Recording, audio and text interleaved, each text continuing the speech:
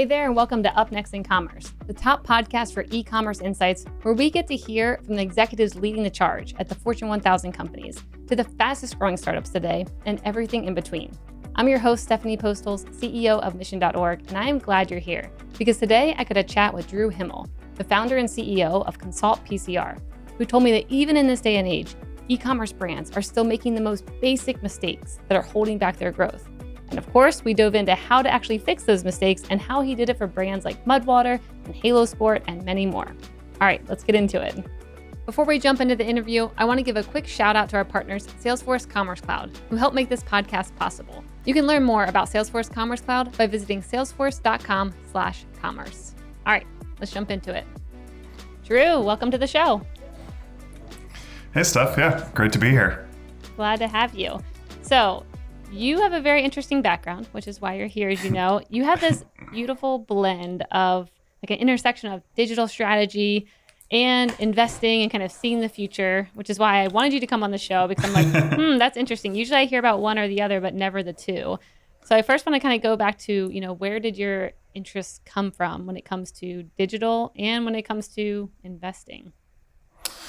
Well, the interest in digital came at an early age. I always knew I wanted to be an entrepreneur. My family, my dad was a serial entrepreneur, and it was in 2007.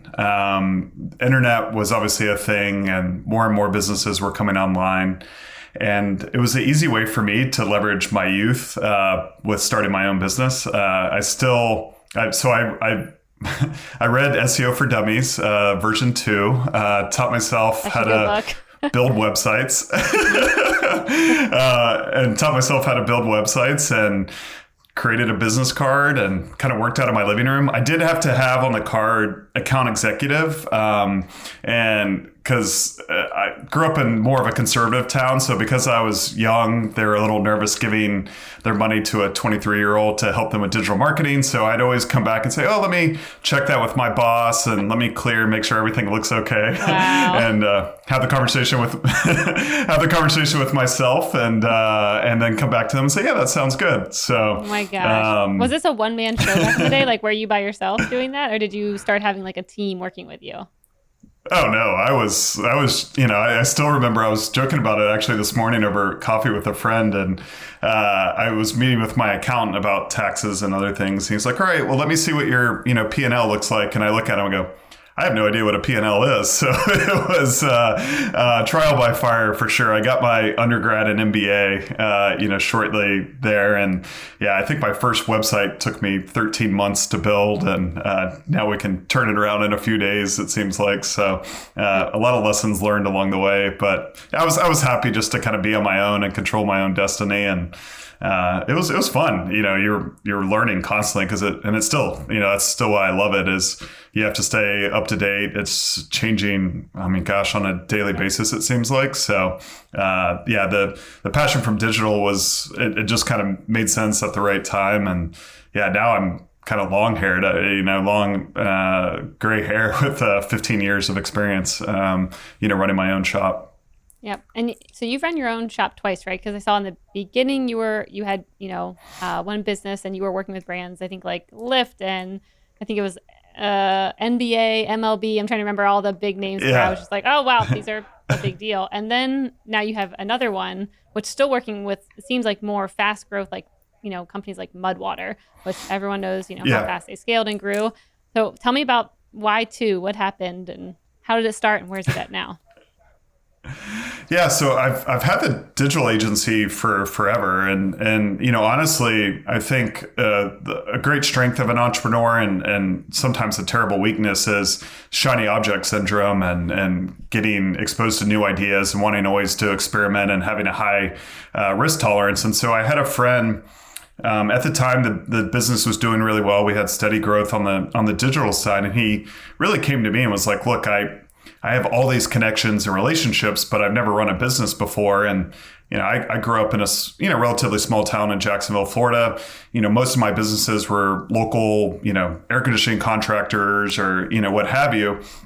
And so we joined forces, and was a rocket ship in a lot of ways, where we would still send business to the digital agency, but the whole idea was, how do we connect all these relationships and drive earned media for businesses? So our first client was Standing Rock in the fight against the Dakota Access Pipeline. So, we put on events at Robert Redford's restaurant in Sundance with Shailene Woodley and a bunch of really large brands and influencers, Black Eyed Peas.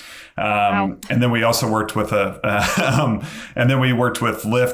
to help them with the fight against, it was right at that time when Trump was enacting a lot of his immigration reform and policies. So we would do a lot of campaigns connecting them with various influencers and campaigns to drive awareness, because they donated $1 million to ACLU right off the bat because a lot of their drivers were immigrants. And so it was just really fun. And we helped the Chargers, the NFL team, move from San Diego to LA, doing, brand partnerships, community development.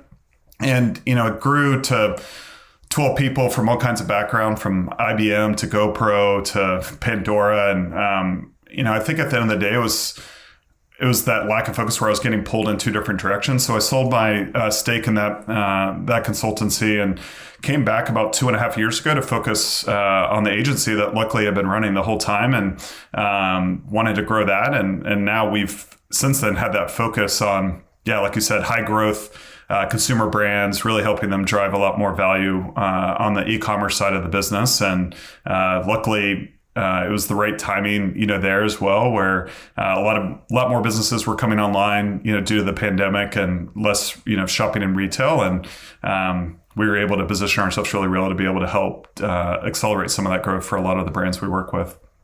That's awesome. Okay, so when you onboard a new brand today, what are some of maybe the audits that you go through? I'm thinking about, like the Mudwaters, when they come to you, what do you what kind of instant value you're providing them? Because I'm thinking about everyone listening. They're like, okay, how can Drew help me right now, even if I'm not working with him? So what are some things that you do right from the start when a brand comes in where you're like, this is wrong, here's how to do it?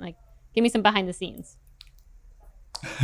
So I think, first of all, there's usually, it's a double-edged sword sometimes with agencies. I think a lot of people have had bad taste, and they are a little hesitant to say, okay, we would maybe prefer to have this in-house. And so what we want to immediately do is be able to figure out the low-hanging fruit that exists that we could start driving, value for the brands, so that we can get the singles on the board that can turn into triples and the home runs. And so what we'll do, and I think our focus is a little unique. We don't spend time on your creative, your paid media, anything of that accord. It's really looking at your website and your own assets. So that's your website, your email, and your SMS. And we identify where's a lot of low-hanging fruit. We've worked with now 50 plus brands in the e-commerce space, looked at millions and millions of visitors of traffic, millions of people in terms of database and customers. And on the website, there's just a lot of things that, for whatever reason, people don't focus on as much. They focus so much on the creative and the ads and where they're spending, kind of their dollars. But for us, we're like, if you could take care of that and have a really solid foundation and a home that you're sending everybody to, it's only going to improve your cost of acquisition across the board for SEO, social media, and the various channels. And so there's a lot of these that exist that I like to talk about. And I think for us, it's you're dealing with people with the attention level of about a second grader. So you really want to remove friction, make it as easy as possible. And how do you do that? So if you have a lot of products, a search bar, right there, making it a little bit more prominent as opposed to the magnifying glass, actually have search in the words we've shown have a huge increase in terms of the amount of traffic. It gets 3 to 5x the conversion of almost any other page on your site. And so making it really prominent right there on the main navigation is something that you could do today. Doesn't take much development and code. And I can almost guarantee you, I'm not in the business of guarantees, but you will see a lift in terms of overall conversion just by that quick little fix right there. Another one that always comes to mind is not treating all your traffic the same. Some you might have a lot of returning, customers. In the case of Mudwater, it's a heavy subscription-based product. That's where 80-90% of the revenue comes from. And so you don't need to tell the brand story necessarily. You want to be able to find easy entry paths for them to do what you want them to do, which is, kind of repurchase the product. And so having on your homepage with the products and having it add to cart where it's like a one-click kind of checkout versus what I see brands make a lot of mistakes is they might have the best sellers, you click on it, you go to a product page, and then you add it to the cart. Well, taking out that one extra step can make a pretty meaningful difference depending on how much traffic you have and what that looks like. And so and the third I'll kind of leave with on the website is site speed increasingly is coming up all the time.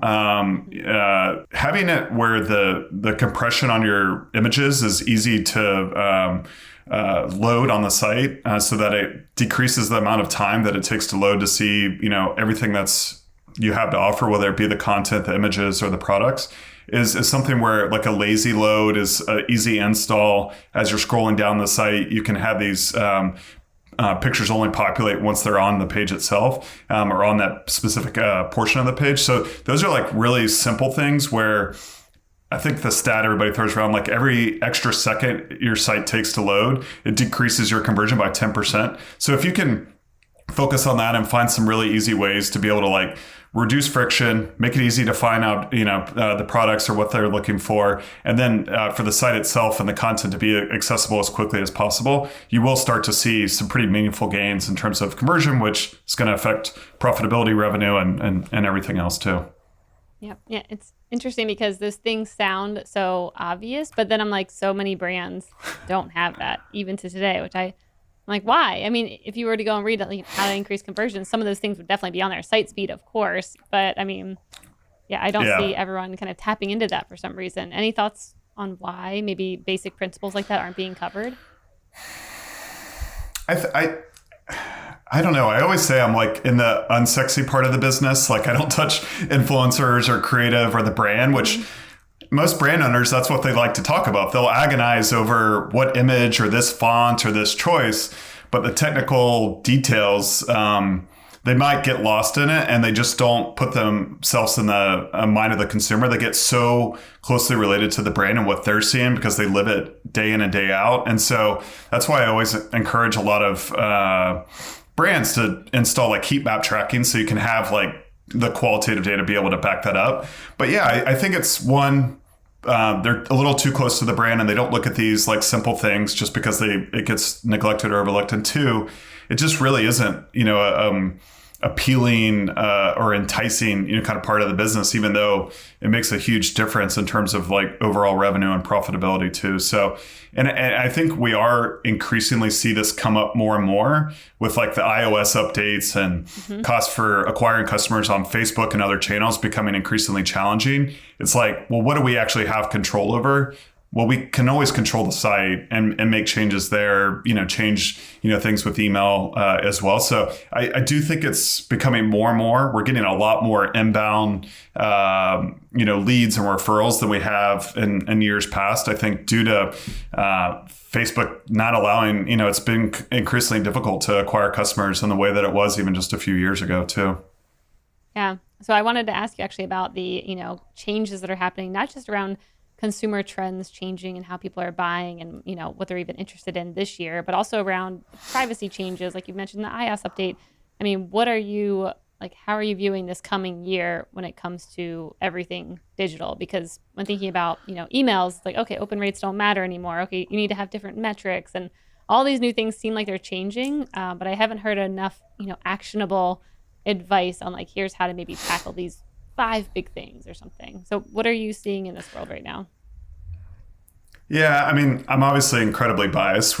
All we focus on is conversion and retention. And so, the ability for brands to acquire customers as cheaply as they can and to be able to keep and maintain those relationships for as long as they can. And so that is very topical because it is becoming more and more difficult. There's more brands, coming online every single day. Amazon is eating, more and more of the market share, kind of across the board. And so it's not just one thing to, look at the unit economics and what does it cost to acquire one customer, but like, what is and that's really where Mudwire kind of came in. It was like, okay, we're experiencing some churn from month 1 to month 3, like what tips, tactics, strategies can we employ so that they stay as long as, kind of possible. And I think where we're seeing an overinvestment of dollars, resources, and strategy is a lot around, kind of retention and building community and not thinking about it as like,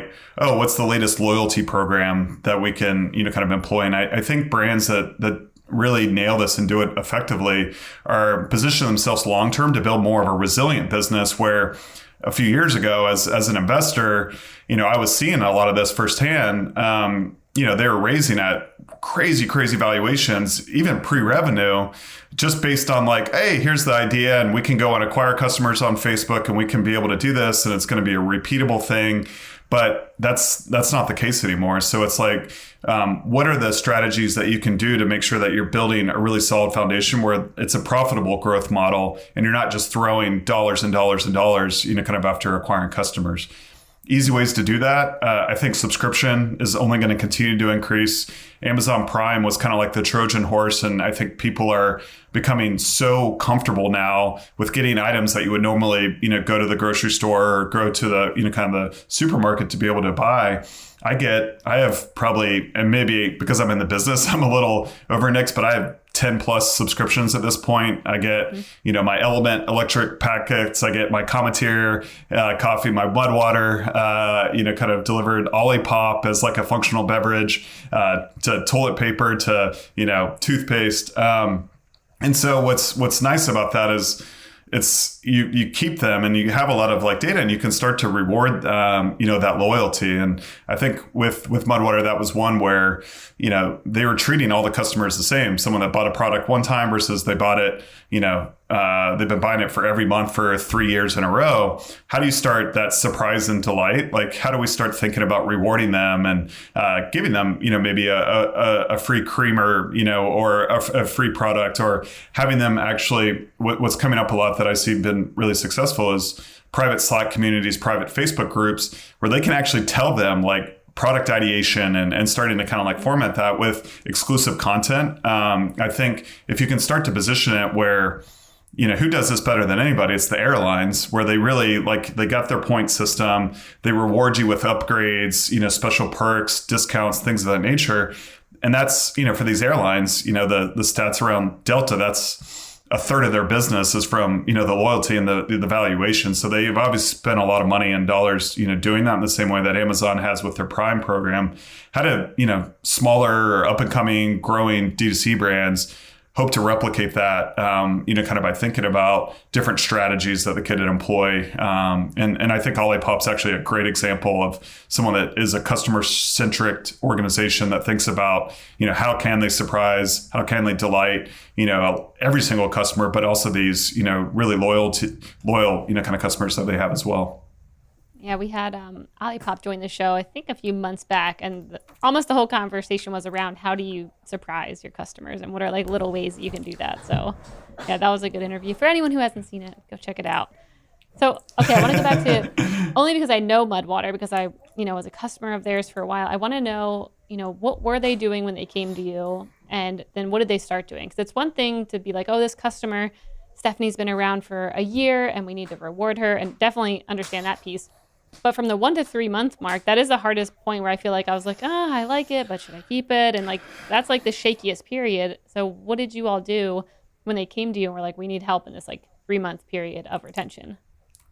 Yeah, well, I can take absolutely no credit for the brand or the product. Shane and great. The team there, they've done an incredible job. So it's like a home run for us. But what we found, there's a proliferation of all these apps and ways that you can communicate with your customer, which is great. But the downside of that is there's all these apps and there's all these different ways that you can communicate with the customer because it becomes a little overwhelming. And so in the case of Mud, they had 8 different tools and systems communicating with Stephanie, the customer.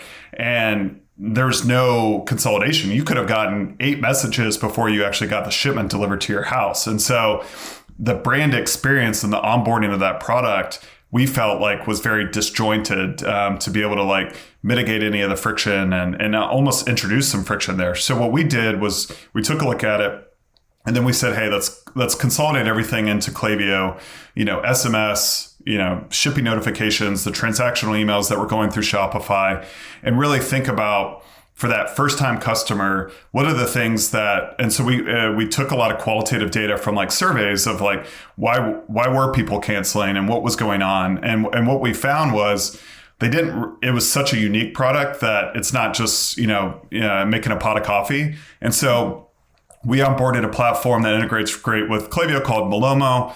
And what that helps, instead of taking, hey, your shipment's on the way, it builds these beautifully designed and branded emails and say, hey, build a little bit of buzz and excitement, but here's our common recipes that in unboxing videos and things like that to accompany the shipping notification. So taking something that's like a stale, very static, usually it's like HTML written, no design, turning it into more of like a branded, beautiful experience, I think really started to get ahead of some of these objections that were, kind of happening that we noticed by, analyzing the survey data. And then two, the common reason why they were getting cancellations was I have too much of the product or I'm not using it enough. And so what we did through Recharge, the subscription platform, is we launched Recharge SMS, integrated that with Klaviyo. And it sounds counterintuitive, but we actually gave people an option. We would let them know, hey, we're fulfilling your order. Your shipment's on the way. It's going to be delivered on this date.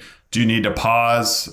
Do you want to gift this? Do you want to pause for a week, a month? And what Recharge actually found was brands that offered this as an option reduced churn by as high as like 20 to 30% by giving them that, optionality. So you don't feel like you're in the old school days of like a gym membership where I feel like you had to go get your mom's like written approval, get a blood sample just to be able to cancel, the gym membership and have to do it in person. You want to, customers want optionality. They want to be able to feel like they're in control. They don't want to feel like they're locked into some 2-year contract or, kind of agreement that they can't get out of. So those were like two core things that we were able to introduce, was like the consolidation of the communication, the onboarding experience, and then two, just giving that optionality with, common reasons where, I don't want 5 boxes of mud water that I'm not actually using sitting on my pantry shelf. And those two things alone made a dramatic impact, in terms of reduction in churn, increase of lifetime value and things of that nature. Wow. Yeah, so it reminds me of, there's this water company that's super bougie and everyone can make fun of me for using this water company, but it's called Alive Water, and they ship you spring water in a glass container. I don't know if you've ever heard. Oh, you have heard of it? Okay. Well, it comes in a big glass. I you haven't. Okay. You'll look it up. You'll be like, Steph's super bougie. But they ship the spring water to you in a glass container. I wanted to support it because the person here, I think they're maybe from Austin, or I don't know. I heard about it in the Austin community. And every week they send me a text. A wonderful lady named Christine is like, hey, Stephanie, do you want your delivery of Alive Water? And some weeks I say yes. And then most I say no because I don't need it. Yeah. And I'm like, I don't know if they're making this too easy, but that is my new standard. I want a Christina texting me every week, making sure that I actually need this water. And if I don't, she's like, no worries. I'll talk to you next week. I'm like, bye. Yeah. So it's like the best experience. And it's a good reminder of that when it comes to these like subscription products these days, it can't be like how it started back in the day where it like locked you in, or even how it was maybe like 6 months ago where it's still like, you had to kind of commit to a time frame. It's very much like customers want it when they want it. And if they want to pause it, they do, but they'll probably stay as long as you don't make it too strict. Because if she would have said no, or if they would have been like, you get it every 2 weeks, whether you want it or not, I would have probably gone in and canceled and then forgot. And then maybe came back in a year or so. So it's all about, optionality these days. Yeah, I think it's important because you're playing the long game and you're trying to build, a relationship, and it's that personal touch and all those things that you mentioned too that I think really make a huge difference. But there's a couple products that I've subscribed to in the past where I have to go 3 separate steps, get into my login page, and then they make me call, or the gym membership comes to mind. You have to fax something in or mail in a cancellation, print it out. Yeah. It's just like that one experience. Yeah, maybe you're making it harder, so you keep them a month longer or something like that. But it's going to end up biting you in the long run. And I think, with so many brands coming online, there's only going to be more competitors and things like that. And if you can't compete always on price, you can, I think, compete on experience, and prioritizing that makes a huge, kind of difference, I think, in the customer's mind. So, okay, what keeps you up at night? I mean, you get to see a lot of behind the scenes on some really cool brands. Like, what are things that kind of have you worried where you're like, I'm looking for options for this. I'm digging deep into this world. Like, what are you thinking about? Yeah, I mean, right or wrong, I chose a business that is constantly evolving and changing. The products that we are offering, the services that we are providing, I mean, I could say 15 years ago, but even a year ago is kind of changed. And I think we have to hone in on I'm a very big believer in like more the specialist mindset, because it's the only way we can keep up with everything. If we were full service and we were trying to understand your Amazon business and your paid social, even paid social, it's like the rise of TikTok and the nuance, kind of within that versus Facebook versus, kind of YouTube. And so, the business is going to constantly change. For us, Apple makes their update and we don't see open rates anymore. So it's like, what are we doing fundamentally to be able to mitigate that risk and kind of the changes? And then, the things that keep me up are unfortunately a lot of the things I can't control. Like, who knew that this deadly, pandemic was going to happen a couple of years ago? And I remember having like an all hands meeting and just saying, hey, here's what we're doing. This is how we're preparing. We were a fully, in an office every single day for 13 of the 15 years. We have not stepped foot back in that office in 2 years. And so you have to, amidst all these, like, and we're, with what's going on in Ukraine and Russia, it's like, there's just so much that feels like, we leave a deadly pandemic and then we're going into, potential war. It's like all these things that obviously keep me up at night, that I'm trying to do what's best for my team and really, care a lot about them to make sure that they feel heard, that they, and we have to build resiliency in our business. And so, for me, it's mitigating any kind of like risk with like over leveraging ourselves, like building a really cash kind of reserve, building a business that makes sense, that can be here for years to come, and continually educating ourselves on what's ahead. I think my team gets a little overwhelmed. I mean, I was pushing Klaviyo and e-commerce like 2.5 years ago, and they're like, Drew, we're doing HubSpot and this, like, we don't need to look at these other, kind of items. And you have to be willing to, experiment and try new things. And some of them are going to fail, and you got to be willing to face that as a leader of the organization. And I think that's what our clients are looking for. We can't be doing checklist work, the same thing that we've been doing. We have to be innovating. We have to be experimenting. And just being really forthright with them of like, hey, all these strategies, some of them might not work, and we understand that, but are you willing to kind of go on this journey with us together and trust and respect that we have your best interest at heart, and that we are educating ourselves to, understand what's going on and what the dynamics of being a digitally native brand, kind of means, and trying to build, resiliency for them as well. Yep. So what are you pushing the edge on right now? What are you convincing your team is the next big thing to try or experimenting with that maybe would be a bit contrarian, or other even e-commerce brands or, digital agencies would be like, yeah, that's not smart, Drew? I've taken some crazy flyers personally in my investments, and everything from like crypto to colonizing Mars with like SpaceX and we'll talk about that. Don't you worry. And meditation 6 years ago when everyone's like, no one meditates. What are you doing? So I've always had a high risk tolerance, kind of within that. I think one example is my head of UX. We hired her a little over a year ago. She was at Victoria's Secret for a decade, and I just like, she's a perfect fit. At the time, we did no CRO, no UX. I didn't even really know what merchandising strategy meant, but I just believed in her. And I was like, look, this is a great accompaniment to all the retention work that we did. It was a huge risk at the time. And so I think we're looking at ways that we can continue to push the envelope and get more into, I think, increasingly, even like email marketing, we don't really do. We've turned away a lot of business where it's like copywriting and design. We're looking at more like, what does it mean in the app ecosystem, and understand the broader like segmentation strategy, be able to leverage data analytics to be able to tell that story. And so, and how our technology is going to impact that. So one that I think is a buzzy word that a lot of people are talking about now is like crypto and NFTs. I think it's here to stay, both as an individual investor and and we do have some clients, kind of in the space that are NFT marketplaces and things like that. But broadly, the application, there's a lot of scams out there. There's a lot of stuff that's going to end up going to zero, 90+% in my opinion.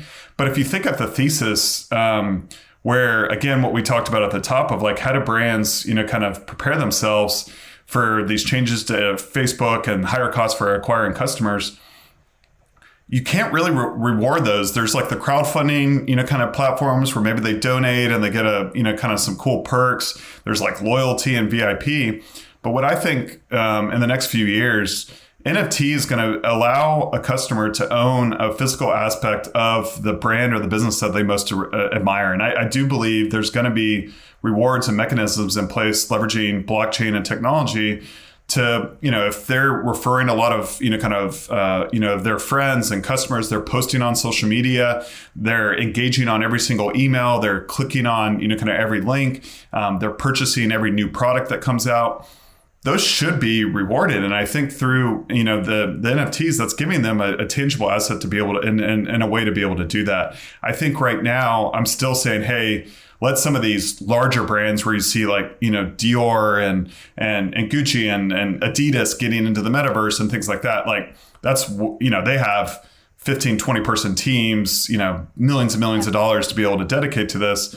Let them kind of like figure out, be the trailblazer, but I don't think we can ignore it. And there's the payment implications and the DeFi and everything that's going on there. But the use cases are, I think, to reward your most loyal customers and very technologically advanced ways that just don't, currently exist in apps or, kind of any ecosystem. So I'm personally very excited about it. I can even feel myself getting energized thinking about it and talking about it. I've invested in a lot of projects, but I think it's here to stay. And I think it's something that we're going to continue to push the envelope as we think about broader like retention strategies and, customer stickiness and things like that for the brands we work with.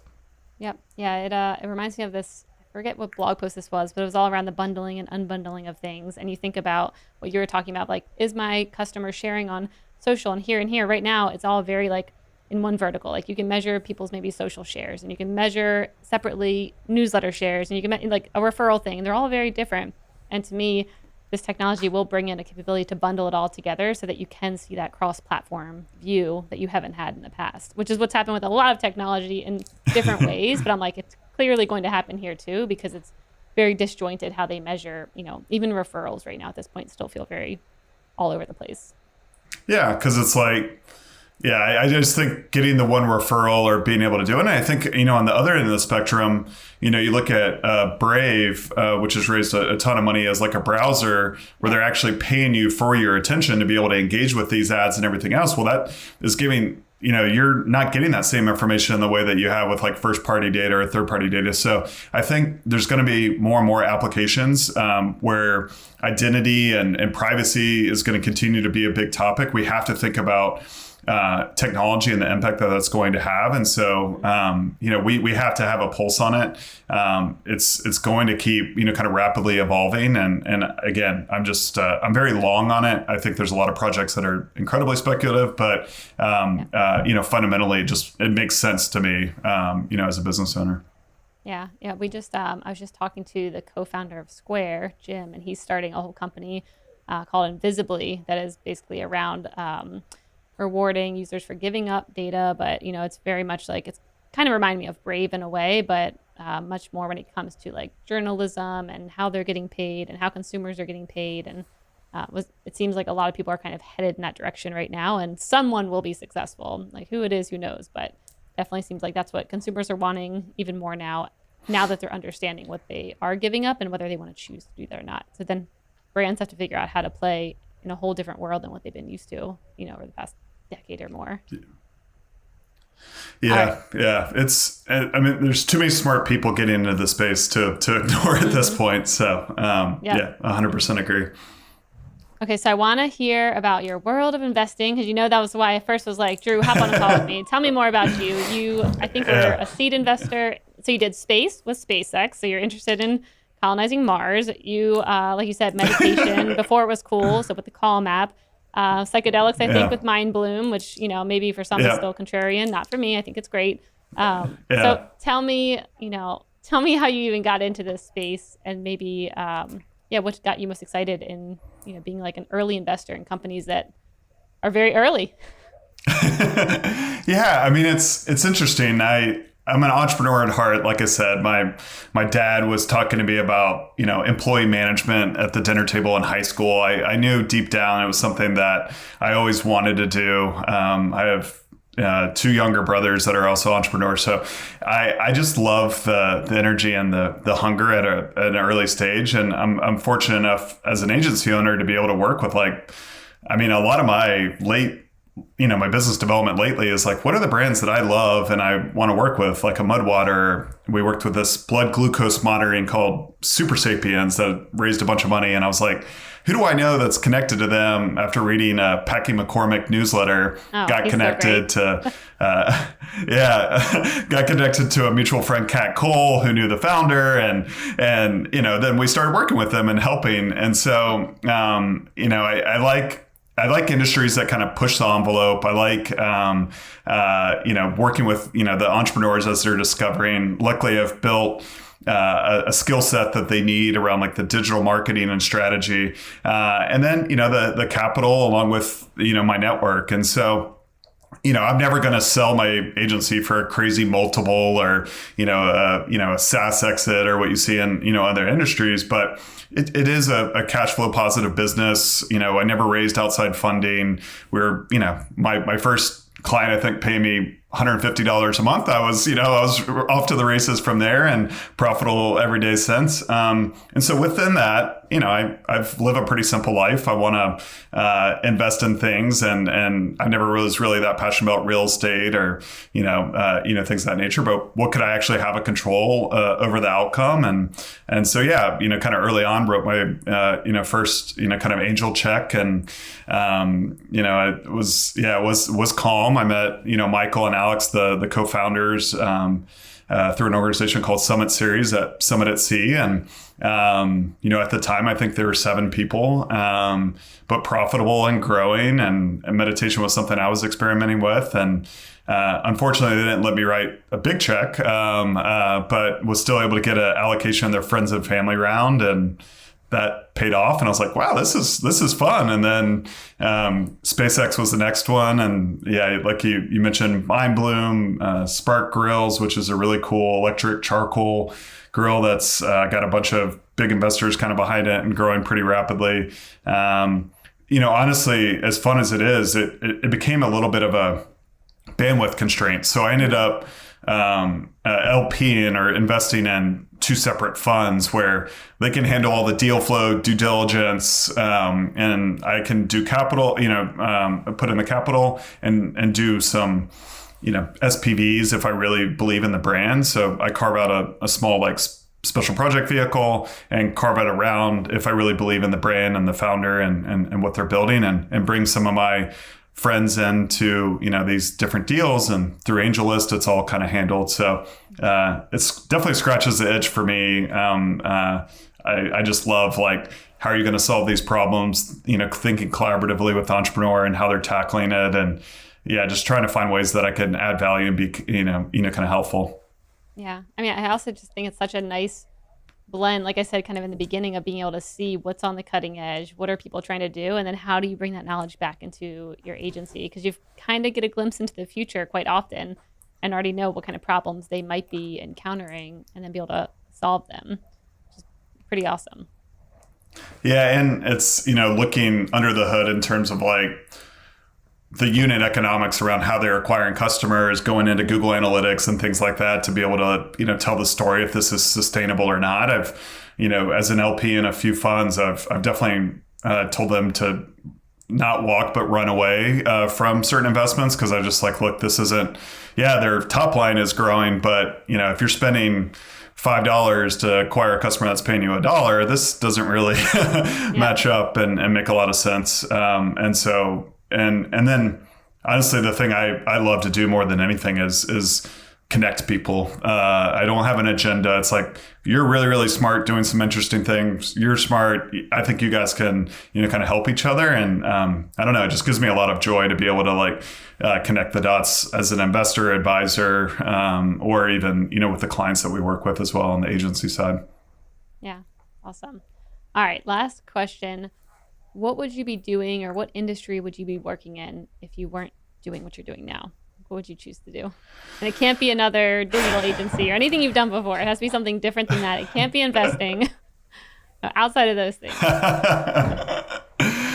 Well, so I will answer it. I promise. The thing that is cool about the agency is we can kind of pick the client. So I get exposure to these industries. Like we just started working with this brand called Happy that uses magnetic frequency to change your state, focus, sleep. Yeah. So we just started working with them, kind of recently. And it's, so things that I'm like, a Mudwater, we worked with this guy, Dr. Joe Dispenza, who's in the mindfulness space. It's like, I feel like I'm a kid in a candy store because it's like, these are all products that I want.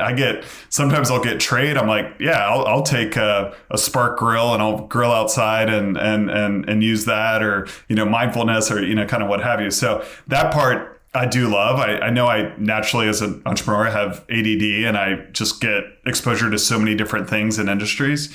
But to kind of answer your question, I really, and that's why I think Elon Musk and what he was doing at Tesla and SpaceX and now Neuralink. And I think he just set out to solve like really, really challenging problems. And so one of those like portfolio, companies of like a Tesla or a SpaceX to wake up every day and say that you're reducing carbon emissions through electric vehicles, or you're colonizing, kind of Mars, or, even what Starlink, which is his Wi-Fi that spun out of SpaceX, like the Ukrainian, I think, vice president tweeted at him saying like, hey, can you help us get Wi-Fi? The very next day, they had delivered the Starlink satellites to be able to help them so that Russia couldn't reduce comms. I'm like, you're doing some pretty amazing, stuff to be able to like, not just, and that's where I think I get really excited is what are some of the big problems that we're faced with as a species in some ways. And so climate change,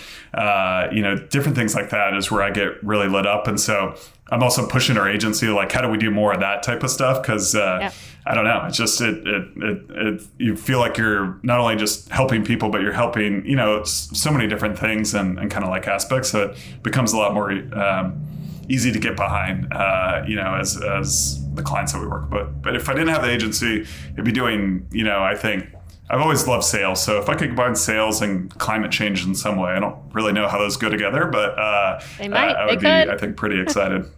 Yeah, that's great. That's a cool answer. And also just awesome hearing about, your thoughts on supporting initiatives and companies and the people who are really changing the world, because that's, just as helpful. So Drew, thank you so much for coming on the show. I'm glad we made time and had you on. Really fun conversation. Where can people learn more about you and maybe get in touch?